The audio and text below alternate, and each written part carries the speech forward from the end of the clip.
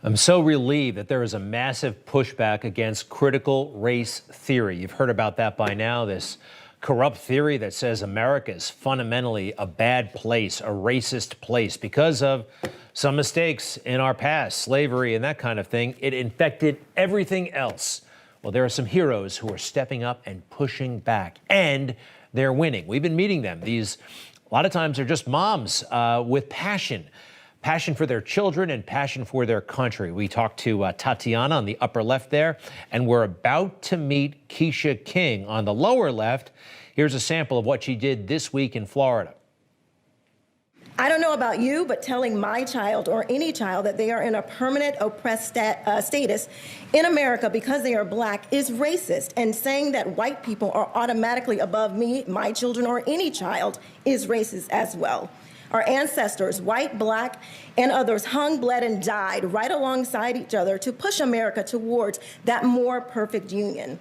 If this continues, we will look back and be responsible for the dismantling of the greatest country in the world by reverting to teaching hate and that race is a determining factor on where your destiny lies. Thank you. Thank you, ma'am. Quisha King was on fire, and she helped win no more critical race theory in Florida. Quisha King joins us from Cape Canaveral, Florida. Quisha, well done. How are you?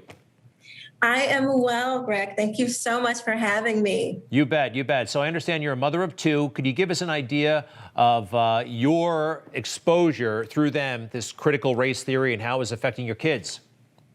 Yes. So my oldest daughter, her first week of school, she was asked to what pronoun she wanted to go by. And that was like a big red flag to me because she's not, she's just a kid, she's not paying attention to that kind of thing. And so I was like, okay, I need to really pay attention to what they're going to be teaching.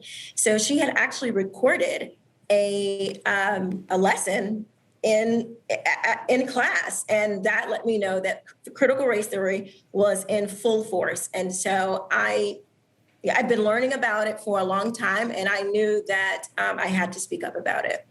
Well, we're glad you did, and it looked like you had some support there. But not everybody's on board, or some people are on board with critical race theory, even in your community. Has there been friction between you and some of the other parents, perhaps, and the school board?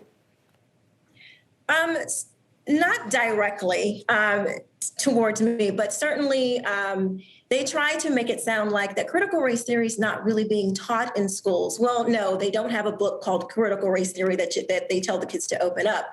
But what they do is they weave it into lessons and what they're already teaching. So I haven't had it directly, but they are totally pushing this in classes. But they try to use the excuse that it's not really being taught in schools. So it looks like you just jotted down some thoughts, maybe into your phone, and you delivered it with such passion. And I love you and others like you who are just speaking out from the heart. What's next? If this is a big victory, did you know you had this in you? I don't know if I could pull that off in front of a school board meeting, and you just did so well. Thank you so much. I think when you poke mama bears with our babies, that is the point where we're like, no way. And so if we're going to fight for anything, we must certainly stand up and fight for our most precious resources, our children.